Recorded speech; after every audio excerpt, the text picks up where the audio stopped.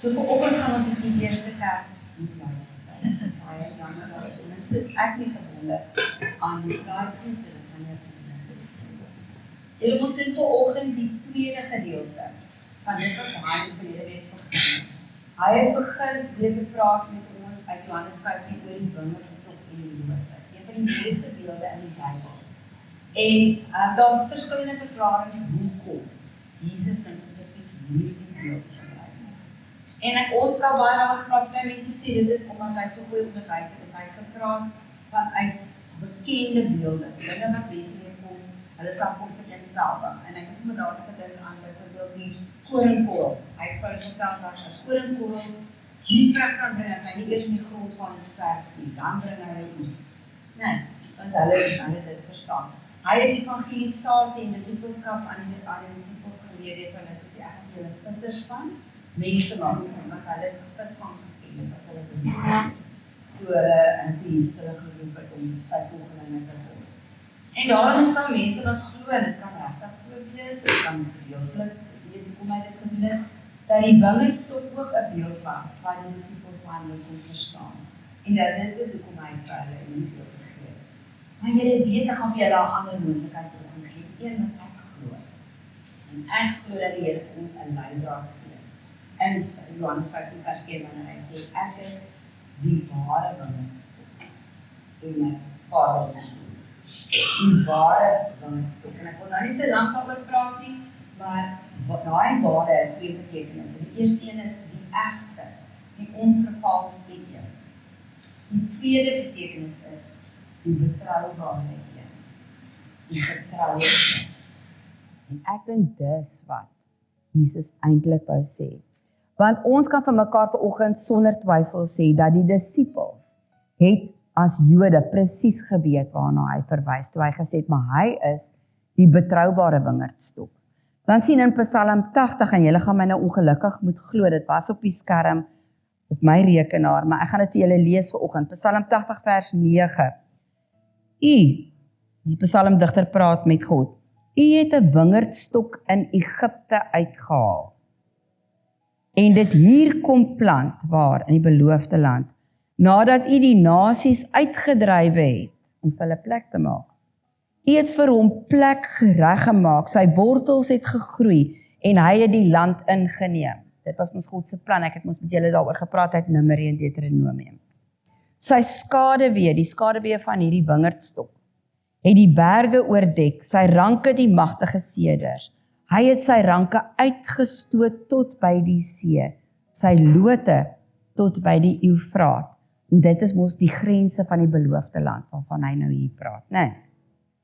So God het sy verbondsvolk beskryf as 'n wingerdstok. En hy het groot drome vir hierdie wingerd gehad, wat hy geplant het. Ons lees daarvan in Jesaja 5, hy sê, dat hy hierdie wingerdstok van hom, hierdie edele wingerdstok van hom, geplant het op 'n vrugbare heuwel. En as jy gaan kyk, Jerusalem lê op 'n heuwel. En dan sê hy in vers 2, hy het die grond omgespit en die klippe verwyder, dit beplant met veredelde wingerdstokke.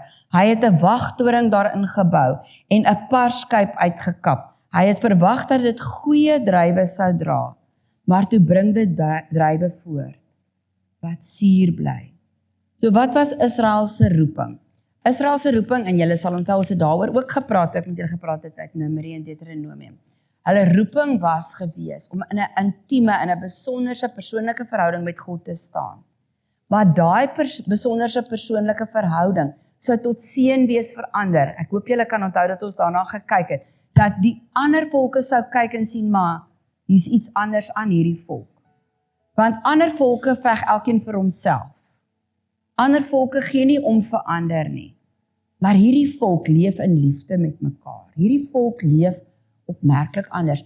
Daar moet iets besonders aan hulle God wees. Dat hulle anders lyk en anders leef as ons. En so sou hulle tot seën wees vir God, vir hierdie wêreld daar buite. So dit was altyd gewees met die oog op die ander nasies. Baie keer dan wonder ons het daaroor ook gepraat, hoekom Israel, wat het hulle so besonders gemaak? dan sien ons nie, maar God het hulle juis gekies, omdat hulle nie besonder was nie. Hulle was die kleinste, julle sal onthou, ek het dit vir julle gelees, hulle was die kleinste van al die volke. En God sê vir hulle, moenie dink, dat julle so besonder was nie, ek wou juis wys. Maar ek is oop en beskikbaar vir enige een. Niemand is te klein of te sleg of te onbelangrik in my oë nie. Sodat almal kan weet, maar as hy dit vir hulle doen kan, gaan hy dit vir my ook doen. As hy belangstel in hulle, sal hy ook belang in my. En dis een van die redes, spesifieke redes hoekom die Here die volk Israel gekies het. En sy plan was dat dit 'n seëning sal wees vir uiteindelik die uithoeke van die aarde, want al die mense was op God se hart. En ons weet dit is Nuwe Testamenties, want hy sê, want so lief het God die wêreld gehad. Dit sê nie, so lief het God die goeie mense gehad, so lief het God die Israeliete gehad nie, so lief het God die mense wat na hom toe sou kom gehad nie. Nee, die wêreld. Die slegste sondaar in sy diepste sonde, die wêreld gehad, dat hy sy eniggebore seun gegee het. So God het die wêreld op sy hart gehad. Die roeping van Israel was om 'n blessing te wees, om 'n seëning te wees vir die wêreld daar buite die kamp, buite die tuin, die wingerd van die Here. En daarom, as ons dit weet, en ons lees nou die seëning wat Jakob uitgespreek het, oor Josef voordat hy gesterwe het, dan verstaan ons wat Jakob gesien het en wat Jakob verstaan het. Want in Genesis 49 vers 22 sê hy oor Josef, Josef is 'n boom wat vrugte dra. 'n Vrugteboom by 'n fontein. Hoekom by 'n fontein? Hy's nooit droog nie. En as 'n boom geen droogte ken nie, hy kry alles wat hy nodig het. Hy kry al die voedingsstowwe uit die aarde, hy kry al die water wat hy nodig het. Dan gaan dit vir hom 'n doodnatuurlike ding wees om wat te doen? Om vrug te dra. So hy sê hy is 'n boom, 'n vrugteboom by 'n fontein. Sy takke groei oor die omheining. Wat is die omheining? Dis die muur, dis die grens. Hierdie kant van die draad is God se koninkryk, hulle wat aan God behoort. Maar hierdie boom dra nie net vrugte binne toe nie. Hierdie boom sy takke gaan oor die heining. En dit is tot seën van hulle wat buite die koninkryk staan. Hoekom? Want hulle gaan kyk en sê, maar hierdie persoon het iets en ek soek dit. Ek soek dit, dis 'n seëning vir my. Hierdie persoon het lief, soos wat die wêreld nie lief het nie. Hierdie persoon is gaaf. Hierdie persoon is innemend. Hy neem ander mense in. Hy omarm, hy help. Hy sorg vir, hy bid vir. En ek soek dit ook. So dit was die roeping gewees, om ook 'n seëning te wees aan die ander kant van die draad. Let op God se intieme versorging van sy wingerd. Hy sê hy het die grond omgespit, die klippe verwyder, hy het die beste gehalte wingerdstokke geplant. Hy het 'n wagtoring daarin gebou en dit het niks te doen met publikasies van ander gelowe nie. As hy hier sê hy het 'n wagtoring gebou, dan praat hy van sy intieme beskerming, sy toegewyde beskutting vir hierdie wingerdstok wat hy geplant het. Hy het 'n parskyp daarin uitgekap. Hoekom? Want sy droom was dat hierdie wingerd soetdruiwe sou gee, wat nuwe wyn sou voortbring. Wyn in die Bybel is 'n prentjie van lewe en seën en blydskap. Dit was God se plan vir my en jou, ongeag ons omstandighede. Nie net ons het blydskap wanneer dit goed gaan, maar ook as dit rof raak, dan raak ons dan maar bevoeterd, soos ek baie bevoeterd raak nie. Ons sou nuwe wyn voortbring, selfs in die parskyp wanneer ons gedruk word. Hulle sê mos, jy weet wat se soort tandepasta is binnekant as jy die tandepasta so bietjie druk. Ek gaan nou vir julle 'n getuienis uit my eie lewe vertel, waaroor ek nie trots is nie, want as my tandepasta bysie so bietjie gedruk word, dan skrik ek baie keer vir wat daar uitkom. Maar wat het gebeur? Hy het verwag daar gaan nuwe soet wyn uit hierdie druiwe kom as hulle gedruk word, maar hulle het net suurdruiwe voortgebring. So Israel sou faal in hulle roeping. Daar was tye wat hulle hard probeer het, daar was tye wat hulle teruggekeer het, maar dit was altyd tydelik, hulle het gefaal. En voor ons hulle oordeel, dan wil ek sê, my en jou roeping is nie anders nie, en my en jou geskiedenis is nie anders nie. Ek en jy faal ook elke keer wat ons so hard probeer. En dit is omdat ons aan 'n ongeneeslike siekte bly, wat menslik gesproke, vanuit ons, dit wat ek en jy kan doen, absoluut ongeneeslik is. Want ons het dit deur die bloed geërf, by die eerste Adam. Dis daai, we were set up for failure, voordat ons gebore is. En dit was in ons DNA, was in ons bloed, ons het dit oorgeërf. Maar die goeie nuus is, en Paulus beskryf dit so in Romeine en in 1 Korintiërs, het daar 'n tweede Adam gekom. En ons weet, hy praat van Jesus self. En hy het gekom om te doen wat die eerste Adam nie kon kom nie. Hy sou die ware wingerdstok wees, die betroubare een, die een wat die roeping van die Vader sou volvoer, en hy sou selfs meer as dit doen. Want hy sou nie net die wingerdstok wees, wat goeie soetdruiwe, wat nuwe lewe, wat seën, wat blydskap sou bring, wees nie. Hy sou ook maak, dat daar lote sou wees, wat in hom ingeplant is. En daai lote sou vrug dra, wat soet is, en wat die Vader sou verheerlik. En dis waar ek en jy, in die storie van die wingerdstok inkom. Want ek en jy is geroep om lote aan daai wingerdstok te wees, en daai vrugte te bring. Baie vrug, sodat die Vader daarvoor geëer sal word.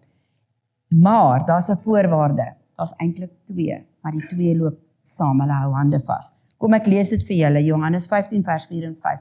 'n Loot kan nie uit sy eie vrugte dra, as hy nie aan die wingerdstok bly nie, en julle ook nie, as julle nie in my bly nie.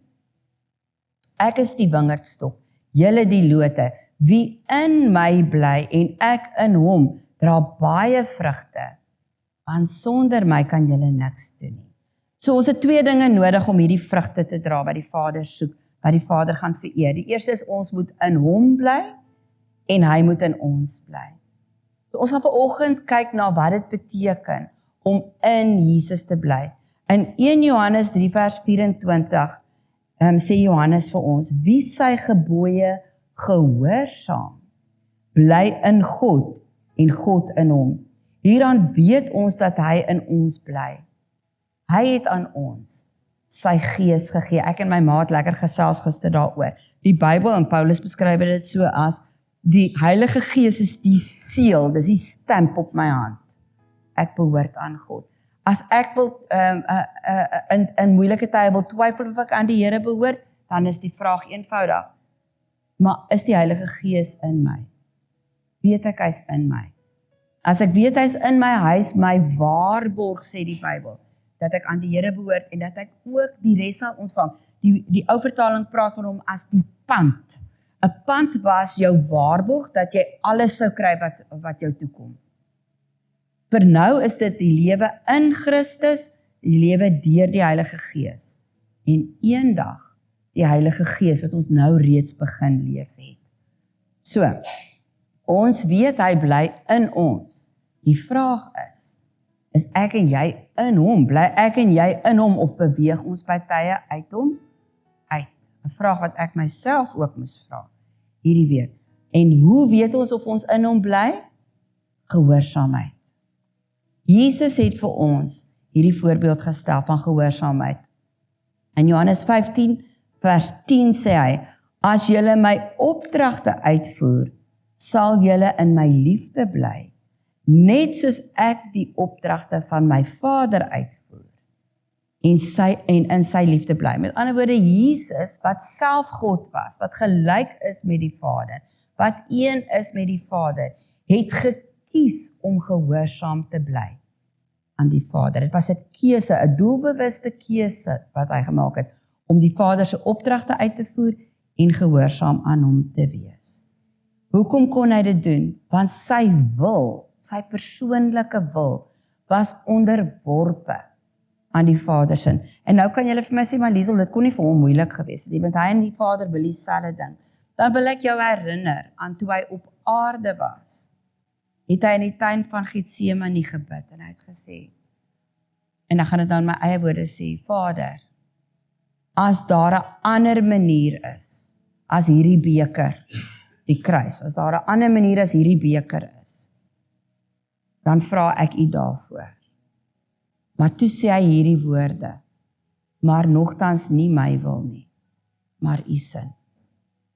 So kan jy sien, dit was 'n doelbewuste keuse wat Jesus gemaak het, om gehoorsaam te wees, selfs tot die dood toe, sê Paulus. En daarom het hy homself verneder, en hy het deur daai verskriklike dood, en daai verskriklike lyding, en daai verskriklike vernedering gegaan, in gehoorsaamheid aan die Vader. Hoekom? Want hy het sy eie wil onderwerp en ondergeskik gestel aan die Vader se. En dit is ook my en jou vertrekpunt vir gehoorsaamheid. Want sien, die Bybel, en dis 'n verhaal wat Jesus ons vertel in Matteus 21, en ek gaan nie daarop uitbrei nie, maar ek gaan julle daaraan herinner. Jesus vertel, daar was 'n boer met 2 seuns. En hy het al 2 seuns uitgestuur om in die wingerd te gaan werk, ook 'n wingerd. En hy stuur al 2 seuns, en die een sê nee, die ander ene sê ja, hy sal, en tog gaan hy nooit nie. Die seun wat nee gesê het, kry berou, en hy besluit, ek sal dit gaan doen, al het ek nee gesê. En dan vra Jesus in my eie woorde, so watter een van die 2 het eintlik reg gedoen? Sien, die ene wat uiteindelik gegaan het, wat eers gesê het nee, hy het eintlik reg gedoen. Partykeer wil ons vir die Here ook sê ja, maar dan doen ons dit nooit nie. Partykeer sê ons nee, en dan verander ons van plan. En dis verkiesliker in die oë van die Here, dat ons eers nee sê. Amper soos Jona, né, wat nie na Ninive toe wou gaan nie, maar uiteindelik het hy gegaan, en weet julle wat? Ninive was omgedop deur sy prediking, al het hy nie daarvan gehou dat dit gebeur het nie. Maar dis 'n storie vir 'n ander dag. So die vertrekpunt, gehoorsaamheid, 'n wil wat onderworpe is. En ek moet myself afvra, Liesel, hoe onderworpe is jou wil? Of wil jy nog steeds sê, maar Here, asseblief dit, en Here, asseblief, Here, net nie dit nie. Hoe onderworpe is my wil? Die tweede een is, Jesus het gekies om afhanklik te wees. Weereens, dink daaraan, hy self God, gelyk met die Vader, eweveel God as die Vader. En tog het Jesus 'n doelbewuste keuse gemaak om afhanklik van die Vader te lewe. Hy sê in Johannes 5 vers 19, dit verseker ek julle, die Seun kan niks uit sy eie doen nie. Hy doen maar net wat hy die Vader sien doen. Wat die Vader ook al doen, doen die Seun ook net so. Moenie dink dat dit beteken dat hy 'n onvermoë gehad het om iets anders te doen nie. Hy het dit gehad. Dit was net vir hom so 'n onmoontlike gedagte om buite die wil van die Vader uit te beweeg, dat hy gesê het, hy kan niks anders doen as wat die Vader wil doen nie. Onthou wat het Jesus net nou gesê, want sonder my kan julle niks doen nie. Beteken ek en jy moet in dieselfde afhanklikheid van die Vader en of van Jesus tot die Vader lewe. Ons moet net so onderworpe wees aan sy wil, dat dit vir my en jou onmoontlik is om iets te doen wat nie sy wil is nie. Dink hoe anders sou die wêreld gelyk het as bloot gelowiges, nie die wêreld daar buite nie, as net ons wat Jesus bely, gedoen het, geleef het en gekies het, wat Jesus sou gedoen, geleef en gekies het. So ek en jy moet ook kies om absoluut te bly in die wil van God en in afhanklikheid van hom te leef. Dit kom nie vir ons natuurlik nie. Om die waarheid te sê, dit dryf heeltemal in teen alles wat mens is, wat vlees is. Ek kan onthou, en ek het dit lank terug ook vir julle gesê, ek kan onthou dat een van my kinders, en ek kan seker nou maar sê, dit was Nicola. Nicola was nog nie 2 nie. Julle, ek beloof vir julle, sy was nog nie 2 nie. As ek haar wou aantrek, as sy myself, sy wil self aantrek. As ek haar wou voer, sy wil self eet. Self is in ons ingebore, dis deel van Adam. Ons wil onafhanklik wees. Dis hoe ons volwassenheid meet. Ons sê 'n kind wat onafhanklik is, joh, daai kind is darem maar volwasse vir sy of haar ouderdom. Dis soos ons dit meet. Het jy al ooit daaraan gedink dat geestelik gesproke, is presies die teenoorgestelde waar. Want ons moet juis leer om afhanklik te wees, om meer en meer op God te steun. Ons meet geestelike groei daaraan. As ons geestelik groei, dan leer ons om al hoe meer op hom te steun en minder op onsself. Al hoe meer op hom te steun en minder op onsself. Verlede week het ons dit gesing in 'n lied Leaning. En die woorde daarvan sê, the more I'm leaning, met ander woorde meer wat ek leun en steun op die Here, the more I'm flying. Wat beteken dit? Snaaks genoeg, hoe meer ek my wil oorgee en steun op die Here, hoe vryer word ek. Om te vlieg is 'n beeld van vryheid. Ons beny voels daai vryheid wat hulle het, om te kan vlieg, asof swaartekrag hulle nie eens pla nie. Om bo dit uit te styg en te kan vlieg, is 'n teken van vryheid. En nou kom sê hierdie lied vir ons, hoe meer ek steun op die Here en minder op myself staat maak, hoe vryer word ek. Dan sê hy, feels less like dying. Hoekom dying? Wat is die geloofspad? Dis om al hoe meer te sterf aan Liesel, haar eie planne, haar eie wil, haar eie insigte, haar eie onderskeiding, haar eie alles. Dis die pad van geloof. It feels less like dying, minder asof ek besig is om dood te gaan. Jesus het ons gesê, wat my wil volg en agter my wil aan wil kom, wat moet hy doen? Hy moet sy kruis opneem. Hy moet doodgaan aan sy eie wil, doodgaan aan sy eie planne, doodgaan aan sy eie insigte. En sê, more like living heaven on earth. En is daai paradoks. Ek dink God beroof my van my vrye keuse. Eintlik maak hy my juis vry. Deur te sê, maar steun meer op my, jy gaan al hoe vryer word. Want jy sien, my eie planne draai my vas in sonde en in die greep van sonde. Draai my vas in afhanklikhede van die wêreld. En ek dink ek is vry as ek vrye keuse het. My vrye keuse bring my in die moeilikheid. En die Here sê, nee, leun op my. Jy gaan al hoe vryer maak en ek gaan jou vry maak, sodat jy regtig voluit kan lewe.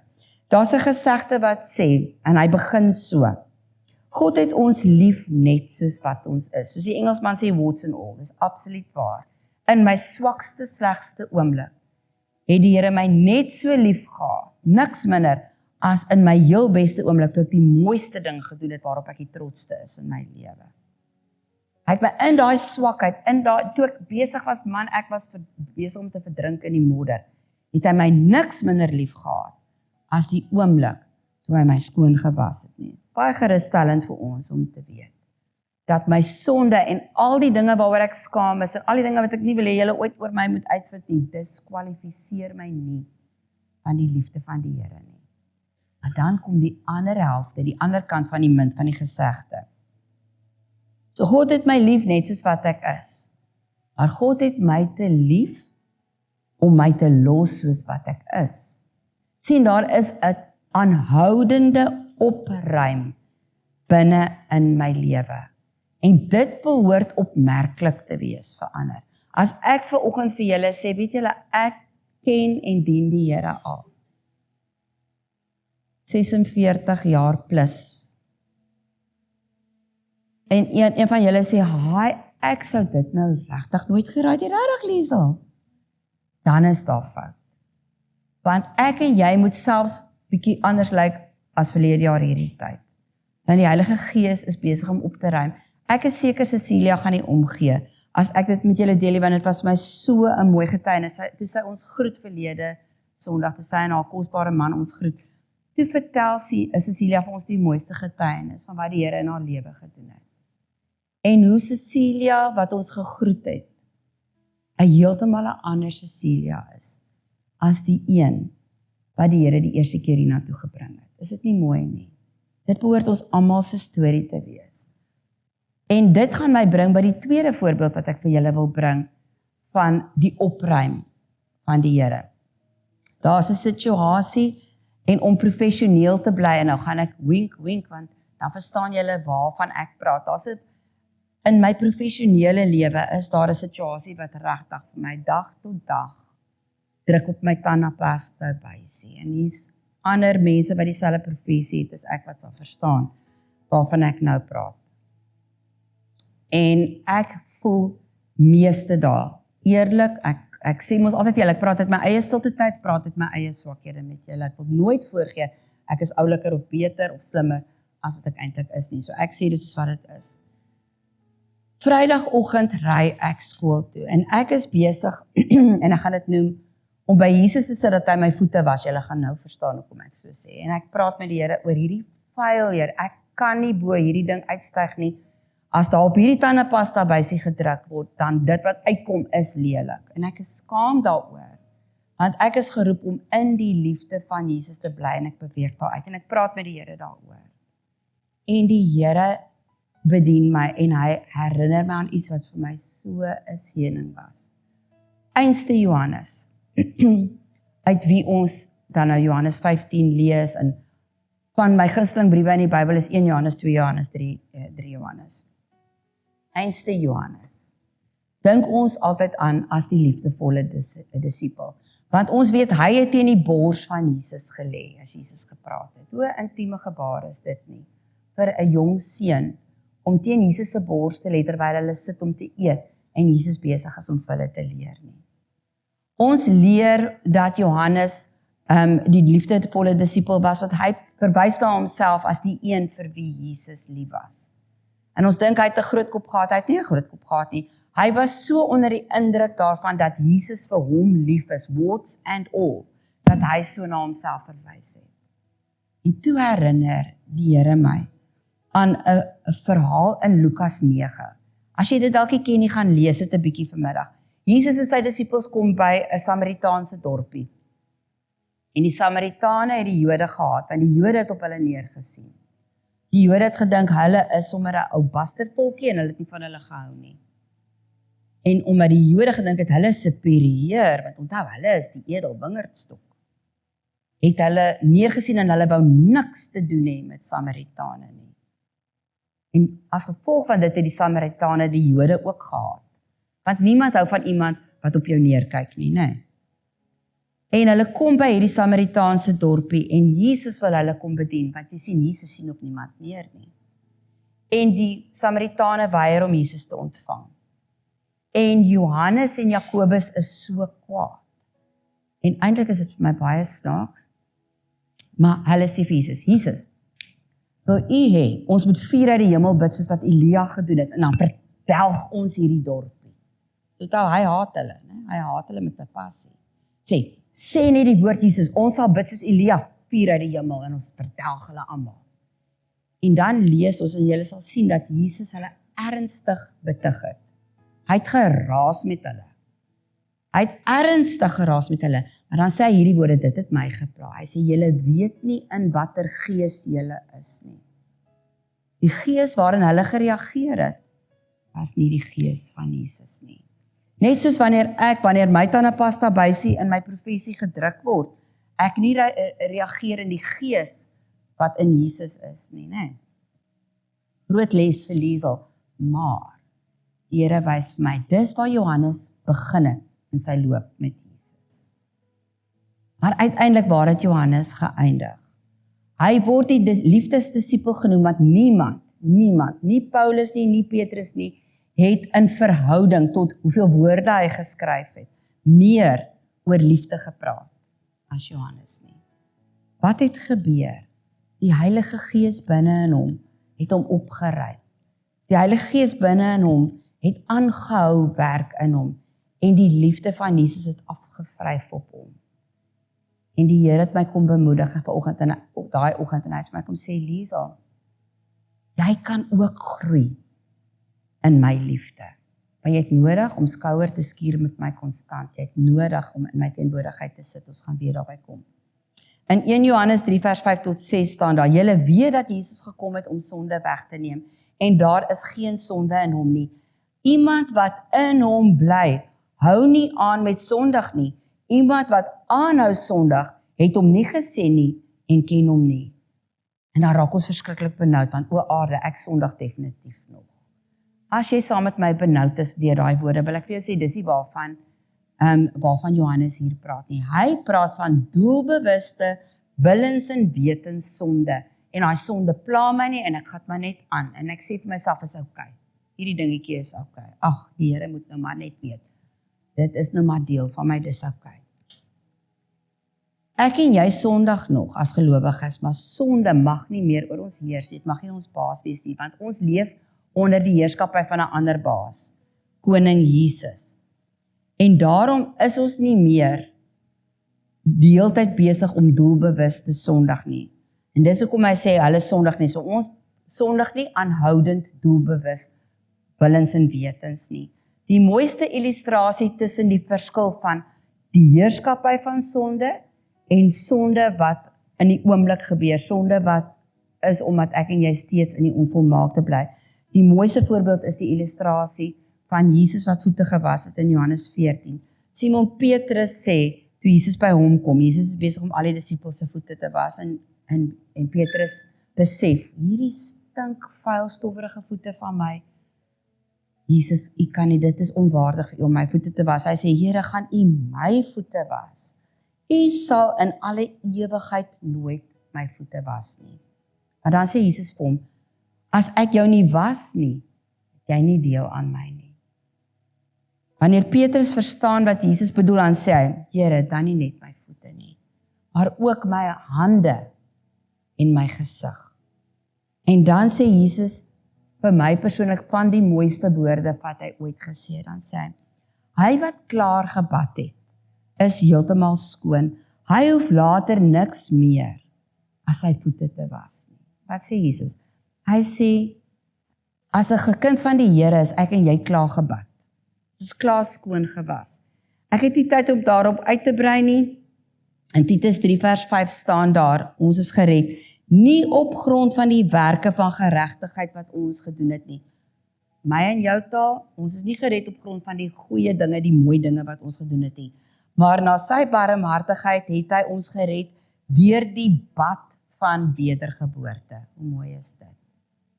En die vernuwing deur die Heilige Gees. Met ander woorde, die oomblik toe ek gesê het, Here, ek is 'n sondaar, ek kan nie myself red nie, ek kyk en plaas my op na Jesus en ek plaas my vertroue in hom.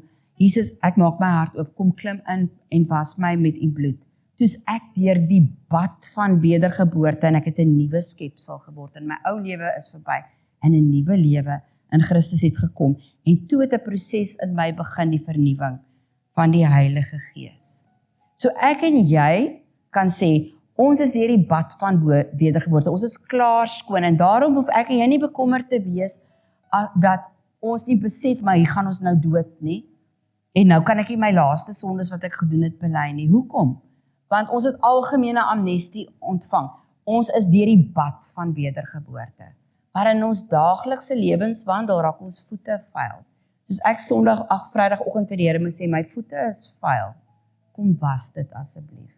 En dan moet ek spesifiek wees. Ek moet sê, want Here, ek het verkeerd gereageer.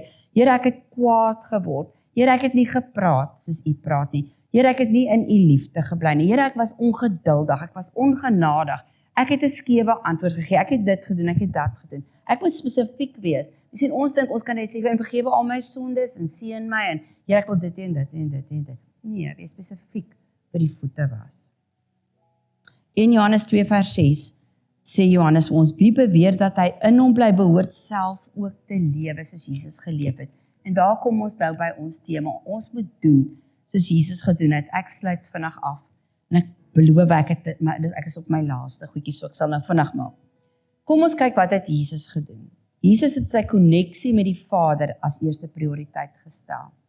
Ons sien dit in Markus, ons sien dit in Matteus. Markus 1 vers 35. Die môre vroeg, toe dit nog nag was, het was nog donker buite, het hy opgestaan en buitentoe gegaan na 'n eensame plek en daar gebid. Hoekom daai tyd van die nag? Want die mense het hom oorval. Die disippels wou hom hê, almal wou 'n stukkie van hom hê. En hy het die tyd saam met sy Vader so geprioritiseer dat hy terwyl almal geslaap het, homself gaan afsonder het, sodat hy kon gaan bid. Matteus 14 vers 23, nadat hy die mense weggestuur het, het hy alleen na die berg toe gegaan om te bid. Toe dit aand word, was hy daar alleen. Sien, hy het onttrek van die skare en alleentyd saam met die Vader deurgebring. Ek gaan nie verder uitpras om te sê, corporate worship, dit wat ons vanoggend hier gehad het en steeds het, want hierdie is deel van worship, is 'n wonderlike ding. Ek gaan so ver gaan as om te sê, dis 'n onontbeerlike ding, want sê Paulus dan nie vir ons, moenie die samekomste van die gelowiges afskeep nie. Dit is baie belangrik. Maar ons kan nie op dit leef nie. Dit sou wees soos om te sê, hierdie by mekaar kom. Hierdie worship is soos die wonderlikste aanvullings wat daar op die mark is. Maar ek kan 'n handvol van dit drink in die oggend. En ek gaan steeds nie kan lewe nie. Want ek het kos nodig. Kos is wanneer ek en die Here one-on-one tyd saam spandeer. So dis die eerste ding. Ek moet soos Jesus tyd inruim vir my en hom alleen. Ek kan nie staat maak daarop dat ek kom hier en nou hierdie corporate worship moet my nou dra tot en dan dim my liggie en donderdag is dit sel, dan kry ek weer 'n boost en dan dim my liggie tot Sondag. Gelukkig is Sondag naby. Ek kan nie so leef nie. Ek moet dit prioritiseer. Tweede een is, ek sien Jesus was 'n bidder. In Johannes 17 sien ons, hy het nie net gebid vir sy disippels nie, hy het ook gebid vir hulle wat nog moes inkom. Hy het gebid vir ongelowiges. Hy leer ons in Matteus 6 hoe om te bid. Ons Vader wat in die hemel is, laat u naam geheilig word. Laat u koninkryk kom. Laat u wil geskied. Waar is sy fokus? Op die Vader. Sy eer, sy wil, sy koninkryk. Dit wat hy wil hê. En dan kan ek en jy kom en bid vir ons eie behoeftes. Die derde ding wat ons sien is Jesus het die eer, die heerlikheid van die Vader gesoek, nie sy eie nie. In Johannes 7 vers 18 sê hy, wie uit sy eie praat, soek sy eie eer. Maar hy, met 'n hoofletter, Jesus self, wat die eer soek van die een wat hom gestuur het, sy Vader, is geloofwaardig. Met ander woorde, Jesus het geleef om die eer te reflekteer na die Vader toe, dit nie vir homself te wil absorbeer nie. Toe ek dit geskryf het, het ek gedink aan die maan. Julle sal weet, dat die Here het vir ons die maan gegee om vir ons 'n seëning te wees, om vir ons lig te gee in die donker en die nag. En ons weet dat as daar baie wolke is en die maan se lig is agter die wolke versteek, dan is dit donker, né? Die lig verhelder van die maan verhelder vir ons in die donker, dat ons kan sien waar ons loop en kan sien wat om ons aangaan. En tog het die maan geen lig van sy eie nie. Wat doen die maan? Hy reflekteer bloot die lig van die son. Maar in die proses kan ek en jy in die donker sien. Wat 'n mooi prentjie van presies wat ons roeping is. Sien, Jesus is die lig vir die wêreld. Hy is die een wat vol is van die lig en die heerlikheid van God. Maar hy het op my en jou geskyn. En ek en jy drink daai lig in. En dan soos die maan weer kaats ons dit. En die wêreld wat sit in die duisternis, hulle kan om hulle die waarheid sien. Want ek en jy weer kaats dit na hulle toe. Laat my dink aan die menorah, en hiermee sluit ek af, ek beloof. Die menorah is die goue lamp wat in die tabernakel en later in die tempel was. Een soliede stuk goud. En dit was die enigste natuurlike lig in die tabernakel. En dit het 7 kelke gehad, een in die middel en dan 3 aan hierdie kant, 3 aan hierdie kant. En dit het gebrand met die suiwerste suiwer olyfolie. Maar weet julle dat die olie nie in elke kelk gegooi is nie. Die olie is bloot gegooi in die middelste kelk. En daai kelk se naam is die servant branch. Is dit nie mooi nie? En hoekom servant? Want hy het die ander kelke bedien met die olie wat hulle nodig gehad het om te brand. Die werk van die priester was om elke oggend te kom en weer olie in die servant branch te gooi. En dan het al die lampe gebrand van daardie olie. Dis wie ek en jy is. Die servant, the humble servant, wie is dit? Jesus, die nederige diensknegt. En die olie wat die lig verskaf, is die Heilige Gees binne in hom. Maar in ons verbondenheid aan hom, as lote vas aan die wingerdstok, kry ek en jy toegang tot daai olie. En dan kan ons lig ook skyn in hierdie wêreld. Wat gebeur as ons een van daai takke sou afbreek? Onmoontlik vir daai kelk om lig te gee. Hy het bloot lig in verbondenheid aan die servant branch. En daarom sluit ek af om ons weer te herinner, Johannes 15 vers 5. Ek is die wingerdstok, julle die lote. Wie in my bly en ek in hom, dra baie vrugte. Want sonder my, los van my, kan julle niks doen nie. Amen.